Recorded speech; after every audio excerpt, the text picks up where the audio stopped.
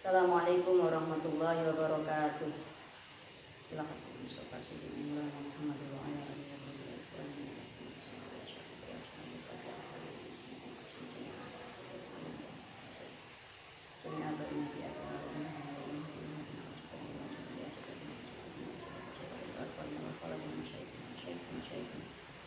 Muslimin wal muslimat wal mu'minina wal mu'minat al ahya'i minhum wal amwat.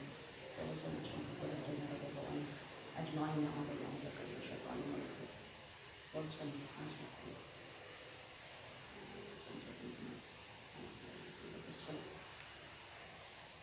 Pengajian ilmu asis menghadapi ulama wa rasulullah wa mutasaddiq ilmu kesana ya pada makaran asal tentang ketemu sampai muassis menghadapi ulama rasulullah wa mutasaddiq ilmu kesana jadi ulama yang anu Ramul Fatihah. A'udzu billahi minasyaitonir rajim. Bismillahirrahmanirrahim. Alhamdulillahi rabbil alamin. Arrahmanir rahim. Maliki yaumiddin. Iyyaka na'budu wa iyyaka nasta'in. Ihdinas siratal mustaqim.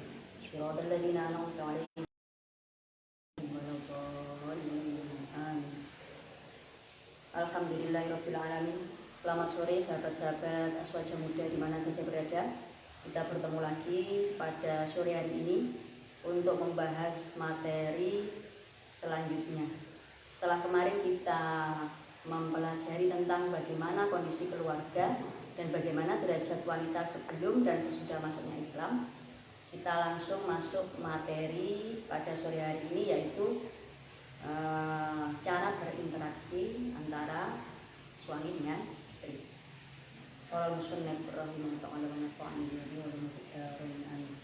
Bismillahirrahmanirrahim. Min adabil isyrati bainaz zawjain. Beberapa adab atau tata cara berinteraksi antara antara suami dengan istri. Amarallahu ta'ala bi mu'asyaratin nisa'i bil ma'ruf. Allah memerintahkan untuk memerintahkan laki-laki, dalam hal ini suami, untuk memperlakukan istrinya dengan baik. Dalam tafsir Ibnu Katsir, bil ma'ruf ini ada 3. Yang pertama perkataan, kemudian perbuatan, dan penampilan. Perkataan, lek ngomong kalih sing wedok iku sing alus, bukan berarti bisik-bisik ya, tapi lebih kepada nada suara atau pemilihan kata yang tidak menyakiti hati istrinya. Bojone masak gak enak, sing lanang bengok-bengok, iki masak apa iki? Jangan apa racun. Ini ngelarani hatine sing wedok, ya kan? Selain perkataan dan perbuatan, yang tidak kalah penting adalah penampilan. Kebanyakan bapak-bapak niku pengine garwane niku wangi, ayu, ngoten nggih. Tetapi lanang-lanang dhewe niku lho nglombrot dalam bahasa Jawa. Sarunge nyincing, rambute jungkasan dawa-dawa. Niki kan kurang muasyarah bil ma'ruf terhadap istrinya. Harusnya ganteng, rapi, wangi. Itu tidak hanya ketika kenalan saja, tapi pas sudah jadi suami itu juga harus tetap rapi, wangi. Lek petuk bojone sing ajer, guyu, dijak guyon, lah ngoten. Bahkan lek iso tiyang niku sadurunge rapi, nglombrot, pamane tidak terawat, nanti kalau setelah menikah jadi terawat. Nah, ini bisa jadi salah satu indikasi keberhasilan seorang istri ngopeni suami. Kenapa kok harus mu'asyarah bil ma'ruf? Ala hasbi ma jabalahunna alaihi min naksil aqli wa din. Melihat tabiatnya wanita itu dianggap sebagai makhluk, dianggap sebagai orang yang kurang akalnya dan kurang agamanya. Kita mengeluarkan hadis ini, ada sahabat yang bertanya, ya Rasulullah, mengapa wanita itu dikatakan kurang akalnya?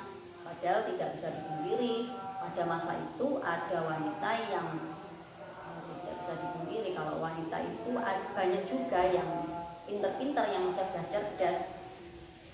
Pada masanya adalah Sayyidah Aisyah, beliau itu sangat cerdas sekali. Tapi kenapa kok dikatakan kurang akalnya? Kalau menjadi saksi itu dibutuhkan 2 orang laki-laki, kata Nabi. Kalau tidak ada 2 orang laki-laki, maka bisa 1 orang laki-laki dan 2 orang perempuan. Nah, itu artinya kalau perempuan itu separuhnya laki-laki. Lah kalau wanita itu kekurangan agamanya, kenapa? Ya Rasul, karena wanita itu mempunyai masa haid dan nifas, dan di masa itu wanita tidak melakukan sholat dan tidak melakukan puasa. Kama qala sallallahu alaihi wasallam, ma ra'aitu naqisati aqlin wa dinin adhabu lil hazimi min ihdakunna. Aku tidak melihat orang yang kurang akal dan agamanya yang bisa meluluhkan hati laki-laki, yaitu kalian para wanita. Walihada qala sallallahu alaihi wasallam, khairukum li ahli wa ana khairukum li ahli. Sebaik-baik kalian, setinggi-tinggi derajat kalian di hadapan Allah adalah yang paling baik terhadap keluarganya, dan aku Muhammad adalah yang terbaik bagi keluarganya.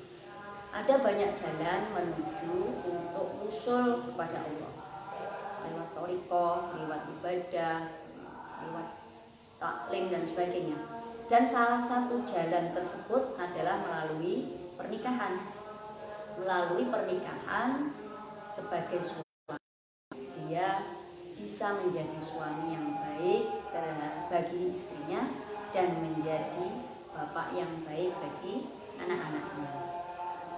Wa qala Ali radhiyallahu anhu, aqlul mar'ati jamaluha wa jamalur rajuli aqluhu. Akalnya perempuan itu keindahannya, dan keindahan laki-laki itu akalnya. Gini, laki-laki dan perempuan itu memiliki konsep yang berbeda mengenai suatu hal, dimana kebanyakan perempuan, kebanyakan nggak semua, jadi mungkin ada laki-laki atau perempuan yang tidak masuk kategori ini. Kebanyakan perempuan itu kalau menghadapi suatu masalah, emosinya ikut, hatinya ikut berperan, pakai perasaan. Tapi kalau laki-laki itu lebih logis. Nah, contohnya ngeten, enten wong lanang misalnya sedang mencuci motor, mencuci motor, tekoi, mas, iku koyok kaos sampeyan to, pancen. Oh digawe lah. Lah wong kaos ini juga sudah lama kok, sudah lawas. Aku juga sudah nggak cukup. Gimana? Istrinya tersinggung. Iya toh mas, kuwi lo kaos tak belikan pas kita pacaran. Harusnya lek sampean kuwis gak cukup. Yo kaos iku disimpen mas. Lek iso dilaminating, ditemplek ning tembok mas, itu buat bukti cinta kita bagi anak cucu. Ini contoh nih, gak curhat. Nah, di sini nampak kalau sebagai laki-laki itu lebih logis, barang nggak wis rusak, wis elek, ya wis buat gelap. Tapi bagi seorang wanita itu perasaannya ikut, eman-eman, sayang, masih bagus, masih indah, seperti itu. Artinya apa? Artinya bahwa laki-laki dan perempuan itu berbeda, sehingga untuk menciptakan sebuah hubungan yang harmonis butuh pengertian. pengertian suami mengerti istrinya, istrinya juga mau mengerti suaminya. Apa yang tidak disukai pasangan, selagi itu masih masuk akal, sebaiknya dihindari. Dan apa yang disukai oleh pasangan, sepanjang masih bisa diterima akal dan kita mampu melakukan salahnya untuk dilaksanakan. Yen sadurunge rapi, bendino lek bengi ngopi karo kanca-kancane cangkruk, nongkrong nongki pulang malam jam 1, jam 2. Setelah menikah, istrinya ngomong, "Mas, sampeyan iki lek mantuk ya aja bengi-bengi. Aku nang omah dhewe wedi." Lagian sampeyan iki lho, apa ora kelingan karo lagune Roma Irama. Orang ini kalau terlalu banyak begadang, muka pucat karena darah berkurang. Nah, pikir karo sing lanang. Oh, berarti bojoku gak seneng. Akhirnya dia mau berubah. Oh ya wis lek ngono, saiki lek ngopi seminggu 3 kali saja. Pulangnya juga agak sore, misalnya jam 10. Berubahnya suami karena permintaan istri ini bukan berarti suami ini kalah atau takut sama istrinya. Karena bapak-bapak ini kadang-kadang ngoten tak rungokne. Ning ndi kae kok teko. Paling karo bojone gak oleh. Ini seakan-akan menyiratkan bahwa yang manut, yang sayang sama istrinya itu laki-laki yang lemah, yang apa kayak ikatan suami takut istri. Padahal tidak begitu. Padahal laki-laki suami yang mau berubah menjadi lebih baik demi menghargai istrinya itu justru laki-laki yang kuat. Karena apa? Karena dia mampu menahan egonya, dia mampu menekan kesenangannya untuk membahagiakan istrinya. Laki-laki seperti ini, suami yang seperti ini justru harus diapresiasi. Karena yang dia lakukan adalah dalam bingkai melaksanakan ketaatan terhadap syariah agama yang telah ditetapkan oleh Allah Subhanahu wa ta'ala. Wa qala Allah ta'ala wa ashiruhunna bil ma'ruf. Suami-suami, perlakukanlah istrimu dengan baik. Fa in karihtumuhunna fa asa an takrahu syai'an wa yaj'alallahu fihi khairan katsira. Kalau kamu menemukan kekurangan atau kamu merasa ada yang tidak kamu sukai dari istrimu, ada kekurangan dari istrimu, maka bersabarlah. Karena sesungguhnya kekurangan istrimu itu hanya sedikit dan Allah itu sudah menjadikan kebaikan lebih banyak lagi. Siapapun orangnya, apapun pekerjaannya,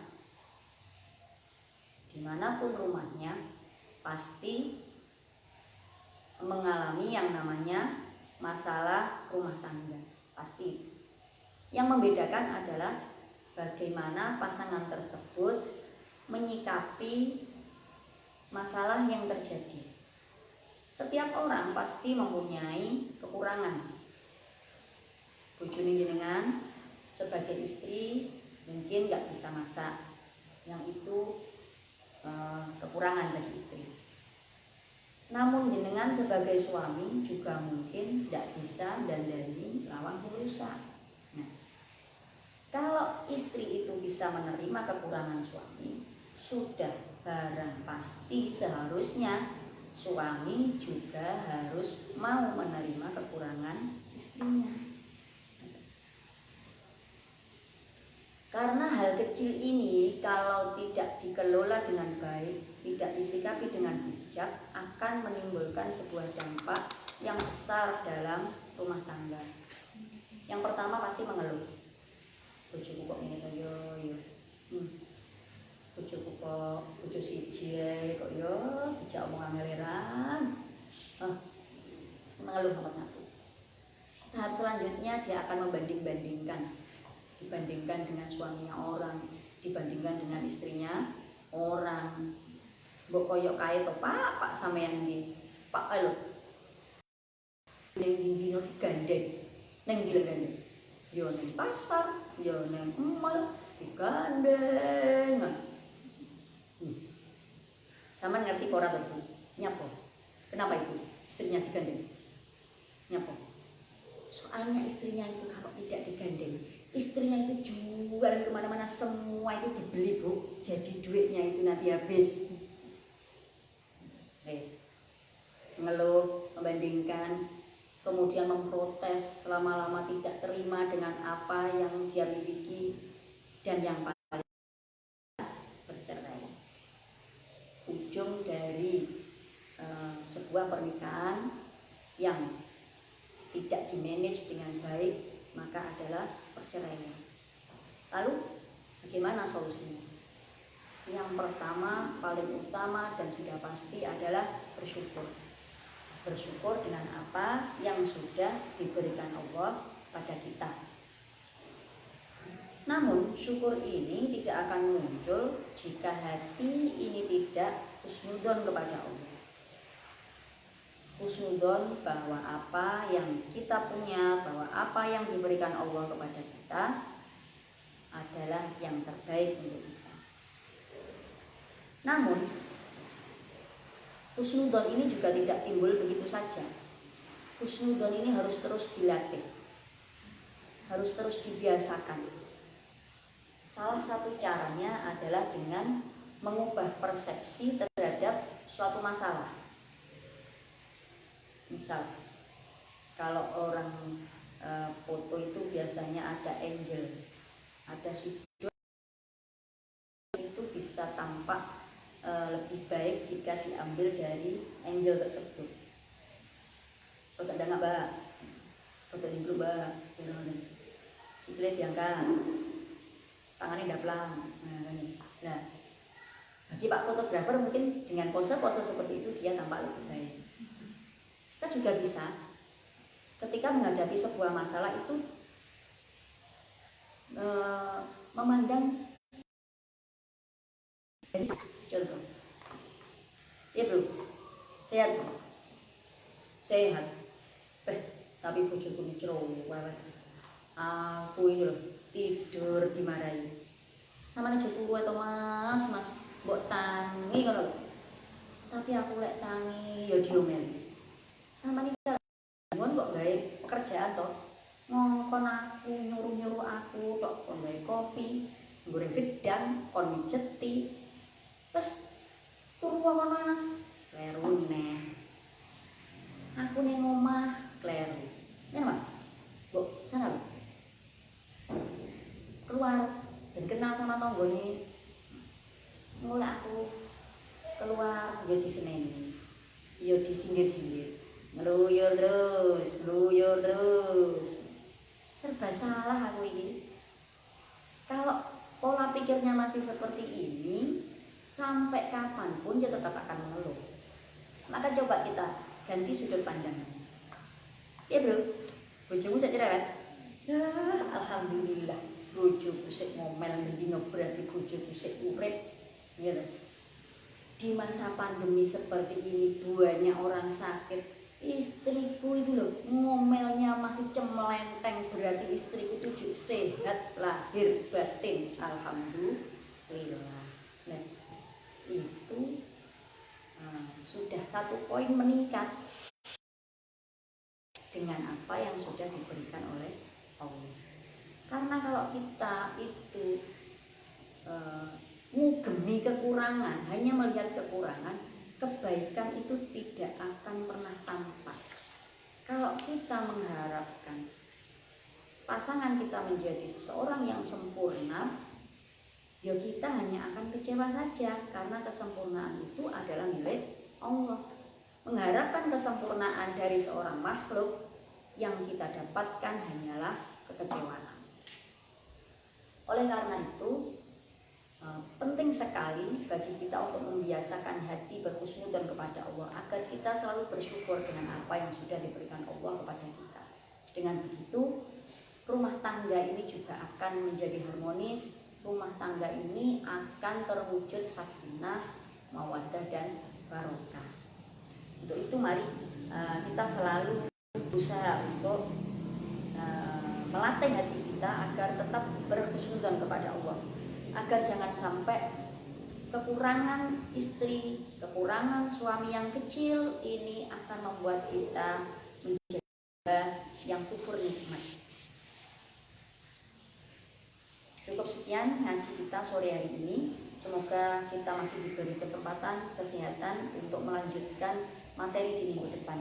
Semoga apa yang kami sampaikan dapat benar-benar memberikan manfaat, menjadi ilmu yang barokah. Wallahu a'lam bishawab. Al-Fatihah.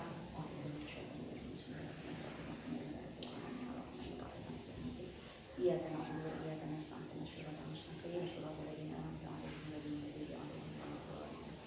Kurang lebihnya mohon maaf. Assalamualaikum warahmatullahi wabarakatuh.